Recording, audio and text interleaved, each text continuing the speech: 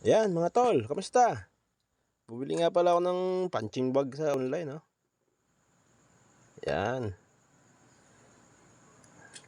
Ito nga pala, binubuksan ko na yung parcel. Tingnan nyo, madami itong kasama. Mga panlagay sa kamay. Yan. May kadena din na pansabit.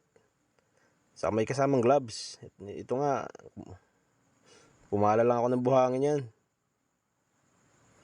At ibibistay natin yan para maging pino. Ayan, oh. Yan, pinong-pino na, oh. Dito nga, bumili nga ako ng sandamukal na kusot ng kahoy, ano, para ilahok natin dyan sa buhangin. Tingnan nyo. Oh. Pinatuyo ko nga pala ito bago ilahok sa buhangin. Yan, oh, pinaglahok ko na. Salitan lang ang paglalagay natin yan. Yan. Para mahalo siya na mabuti. Yan. Buhangin naman. Yun. Ito na nga. Yung ating binistay, pinaglahok na kusot. Ito yung nga pala yung ginawa kong bilog. Hinugis kong bilog. Binalutan ko ng tape. Panglagay sa ilalim ng punching bag. Ayan nga, tape, oh. Ito mga lumang damit na ilalagay natin sa gilid. Ayan nga. Tinape ko na dyan yung pinaglahok natin na ano, buhangin at kusot ng kahoy. Ayan na. Tape lang natin ng maayos yan para matibay. Para pag sinuntok o sinipan natin, hindi magwasak, diba? Ayan, napaka-quality ng pagkakagawa. Yan, simulan natin. Ilagay na natin yan.